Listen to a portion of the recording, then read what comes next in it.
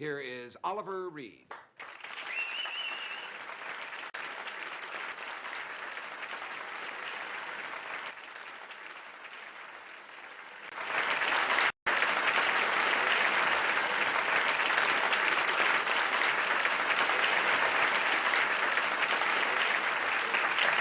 Oliver, you look smashing. You were very worried the last time you were here that you had put on weight, and now look at you. I put on even more. You have not. You're down. You're down. I've been eating hamburgers over here. A new taste thrill? Well, it is. We don't have hamburgers in Europe. Orson, may I ask you a question? Orson, if you're capable. What do you put on your hamburgers? Oh, no. You see... Come on, it's not your show now. Yes. We were together in Athens not long ago to make a film. We spent 10 days waiting for the producer to turn up. He didn't come or pay the hotel bill, and we had to sneak out of Greece under assumed names. And I wonder if you ever got paid. Orson, just in case your lawyers because are listening. I didn't. I got paid. I thought so. Yes. But then I had a special contract. Oh.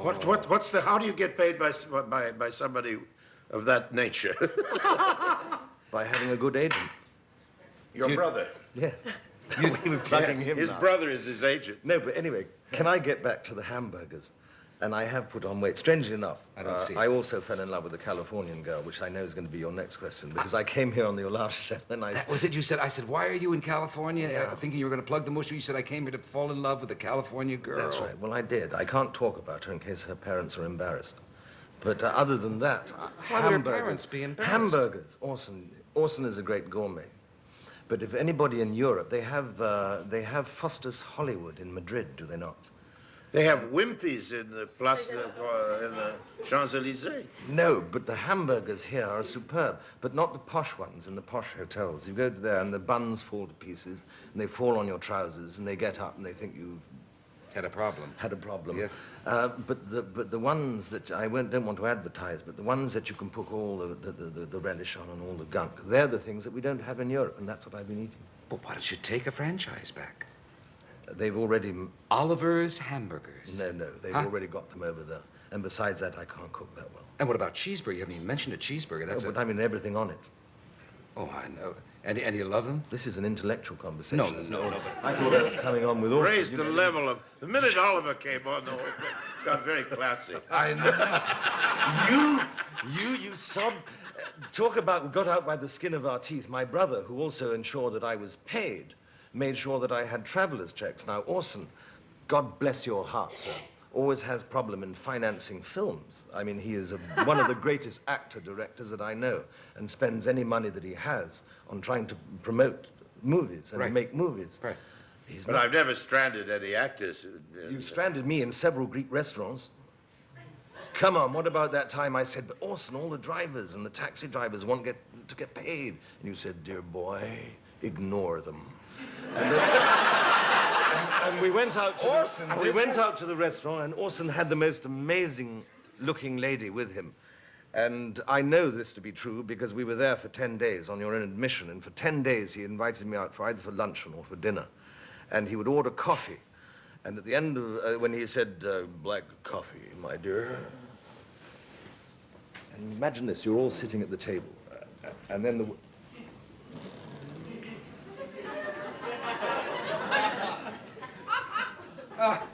And the waiter comes in with the bill, as Orson eats well, and he says, Orson's gone. What makes this story? Your reputation. What makes this story so peculiarly pointless is the fact that Oliver has already admitted that he got paid. And I didn't by this. That's right. That's a good thought. Good thought. I didn't know it at the time. Sorry. But you wouldn't want Orson to be stranded in That's Athens right. for the rest of his life. No, he was never stranded. Orson will never be stranded anyway. That clever? Yes. Really? No, and that. It's a genius.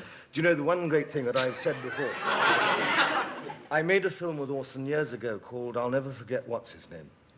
And Orson, I came up to because he refused, or in those days when he was a youngster, refused to work beyond 1 o'clock a.m. in the morning if he was doing nights.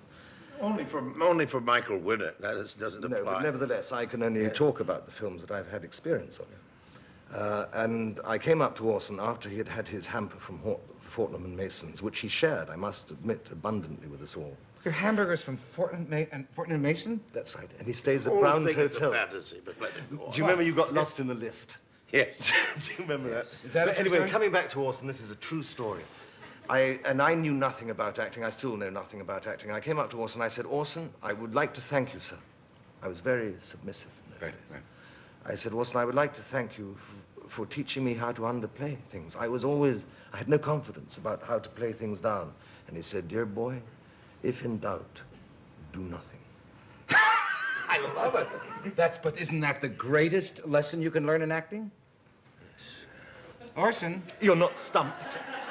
No, I'm thinking of all of his great ancestors. That's why. You see, I'm thinking of his We're great gonna hear uncle, about you now. who was Sir Herbert Beerbohm Tree, one of the greatest actors who ever lived. You never told his son, of course. And yes, but I'm speaking of acting, and Sir Herbert Beerbohm Tree is remembered in an age of overacting for the simplicity of his effects in character parts. And Max? Max was his half-brother. Yes, So that half-brother, was your Max Beerbohm. uncle? That was my uncle. Yeah. And Carol Reed was his uncle. Sir Who was Carol one of Reed my is your dearest uncle? friends, yes. Well, now, what have we been doing on this show all these times? You don't Not toot only your that, horn, but as he's they the say. direct descendant of Peter the Great of Russia. Good. God, could I kiss your ring? No joke. He really is. I didn't know he was so Yes. sloopy-doopy. I'm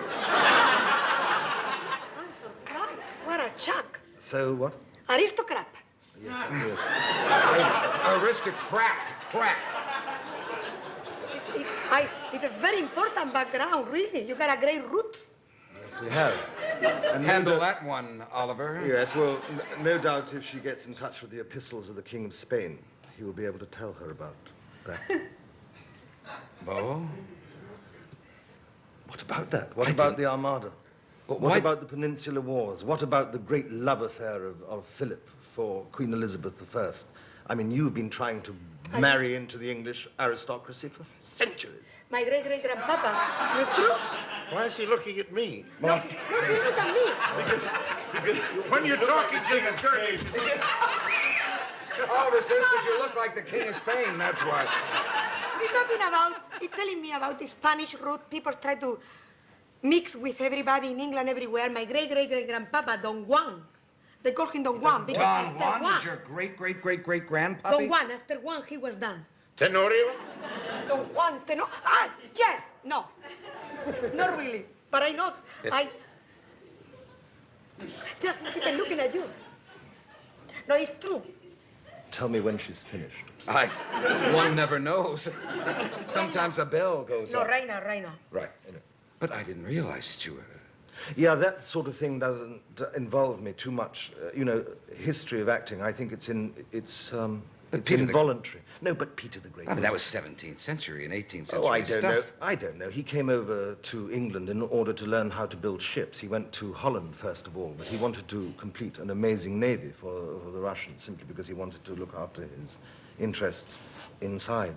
And so he came to Holland in order to build ships. He also went to Deptford, where he lived in John Evelyn's house, destroyed it, got his gardeners to ride him in wheelbarrows through holly hedges.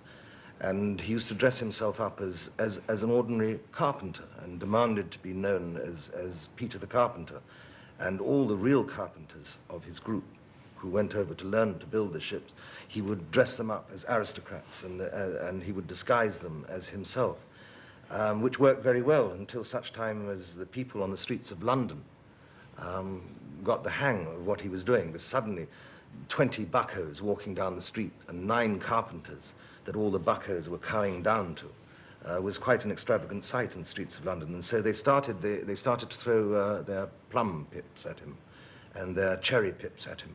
So he sent a messenger to the king at the time and insisted that if he was going to be disguised as a carpenter on the streets of London, at least he should be paid the courtesy of not having the populace throw cherry stones at him. Might you ever make that movie yourself, Oliver? About Peter? Well, that sounds Far too extravagant. For instance, when he rushed home, back to Russia again, because the Musketeers had formulated a society that got his sister, who he had sent to a nunnery and incarcerated in a castle, and said, "We want you to be leader." He got wind of this and rushed back with his emissaries, and he took out a sword and an axe, and he executed himself 230 people on the main street. He also took the Musketeers and tied to their hands this epistle and hanged them by their ankles in front of her windows until they rotted. Now, there's the prankster, there's the joker. Great story, too expensive to make, Orson. Big turnover in Musketeers. Yeah, well, sure. Yes. Yeah, but nobody knows. I made a film called The Devils once, and I played General Grandier. And within this story of the Devils, the Musketeers came in, Richelieu and people like that. But in the Musketeers, which I also made, nobody knew, for instance, that the plague was taking place in Paris during the course of the Three Musketeers, the Four Musketeers. And it didn't come out until the Devils, when Ken Russell said, okay, it wasn't all ha-ha, because the plague was going all the way through there, and they were putting out this yellow smoke and putting wasps to ladies' bosoms to take the plague away. And hence a tissue, we all fall down, because they used to wear the posies around their nose of roses, a tissue, we all fall down. But that was and so when somebody sneezes, they say, bless you, because that was a sign the plague, of yes. that was the plague, yeah. But very interesting. We're only phonies. I mean, whatever I am, in terms of my grandfather, in terms of my grandfather's brother or my uncle, is nothing to do with me, only has something to do with the blood, the need to behave like a fool. Plus the fact that I suppose the chances are, if one wants to get a sprinting racehorse, I love racehorses, if one's going to get a racehorse, one crosses a fast horse with a fast horse, mare, and they get it covered. Chances are you're going to get something fast out. Nothing to do with me. My family have been connected with acting for some time, since I suppose the Russian Revolution, when our monies were cut off. And then they decided that they had to earn a living, and how best to earn a living if you're not carrying a flag than to become an actor. Well, you know that Prince Renier's great-grandfather was a matinee idol in Paris. I didn't know that. But I knew that the Grimaldis were pirates. That's not the Grimaldi also was a leading man in the French theater. But before the leading man in the French theater, they came to their money They all by talk stopping. about how they were pirates. They were no more pirates than everybody else was in those days. Prince Rainier tells that story. I know he loves to, because you don't. But you're a friend of the royals? What? You're a friend of the royals? You go down there with Frank Sinatra when the daughter's getting I married? am the only man, I think, certainly in show business, who knows him and has never met her. What about David Lean? I know him. That's an in-joke. Well, if someone were to ask you at this moment, because you've just finished Dr. Heckle and Mr. Hype, what has been your best work? How would you answer it, Oliver? Might it be just a moment in a motion picture? Might it be a 3-minute scene, a 7-minute scene, an entire film? I think the most important thing for an actor to do is to really suffer. And I think Orson, I was watching him in the green room, was talking about the only acting being theater. I don't necessarily believe that. I don't either, but I thought it'd be nice to put Merv down. Yes, well, I don't believe that. I believe, as with Glenda It's the same thing in any medium. Yes, I didn't realize that your voice was theatrical and you could shout me down. Yes, and I would like to stand up and talk about film actors. I have never been more excited than by walking into a theater and seeing Citizen Kane or On the Waterfront or Left-Handed Gun. Right. Movie actors to me smell like magic simply because I grew up with cinema. In a sense, when talkies were coming in and with James Dean and with Brando, And it was magic for me. But to sit down in an audience while everybody is eating chocolates and you're not allowed to smoke and everybody's going out supping warm gin and saying the same things every night for month after month, I am sure, knowing some actors as well as I do, that they do get slightly bored, and I'm not sure that the audience are getting their penny's worth. I prefer the immediacy, the ejaculation of film acting.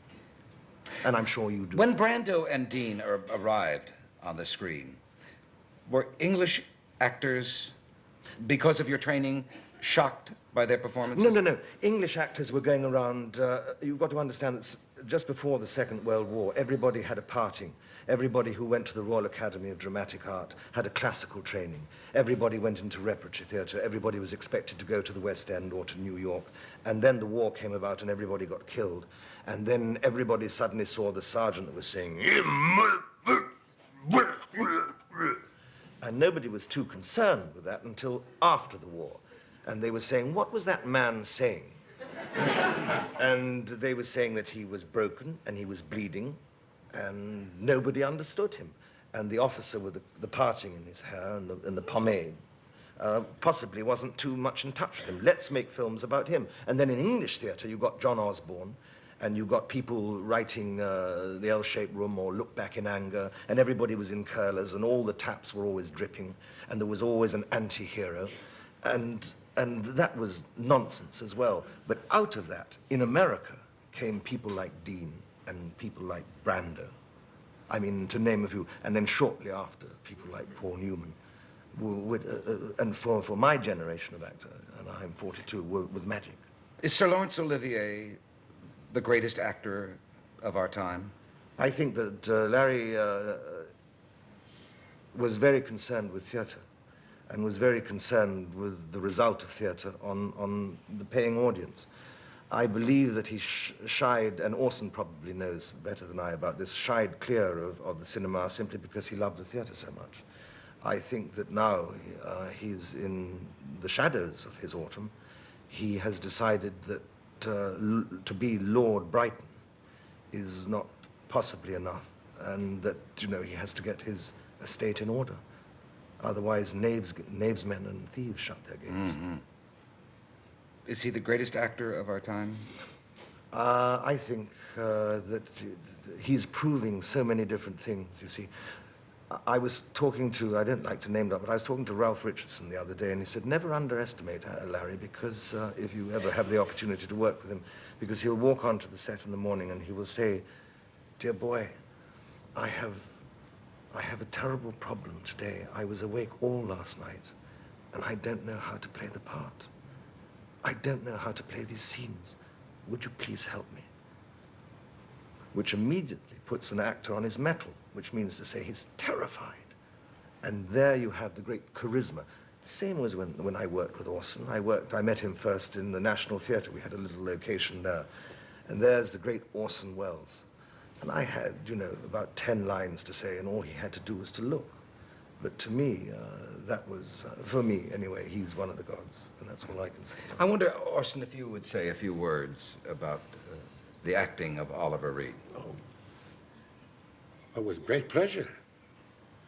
You see, he confounds one because of his passionate partisanship for the films, but he's really one of those actors who would work in any medium because he displaces air. He displaces a lot of air. And only those actors can work in every medium. And you also read what he's thinking. Mm-hmm. He's a listener. And that's one of the other great qualities of an actor. He has these obvious qualifications, enormous physical presence and vitality and all of that. I'm speaking of the less obvious, the more subtle things that make him interesting. He's, I think, just beginning. You've actually asked me to work for you a couple of times, haven't you? I have a role for you, as a matter of fact, for this coming season. We'd be happy to send you a script. Well, I'd like to sign the contract right now. 10%. Well, tell us, if you will, Oliver, about Dr. Heckle and Mr. Hype. Yes, I will. I was going to... This is a modern day... Yeah, I don't know what it is, really. I've been offered a lot of scripts like it that never got off the ground, simply because people haven't been bold enough or had enough money to make it. I was going to go off and do something which was a little bit more expensive, when suddenly this script turned up, out of the blue. And it is a story about the hypocrisy. It's a story about, really, to press it, how society believes that ugly people are bad and how beautiful people are necessarily good. That is not true. The most beautiful people, the smartest people that I've ever met, the one that goes around with the suit and the tie and the collar and sits in a real estate office, is not necessarily going to tell you how much you can afford on buying a house. And I believe that army generals sometimes go around in the finest uniforms, but they're not necessarily as good as the private. Bad is not necessarily synonymous with ugly, and that's all. A scene now from Dr. Heckle and Mr. Hype. This is a scene involving a kiss. It's a story of self-ejaculation. And will we see that? Hope so. It'll be a television first. Oliver Reed.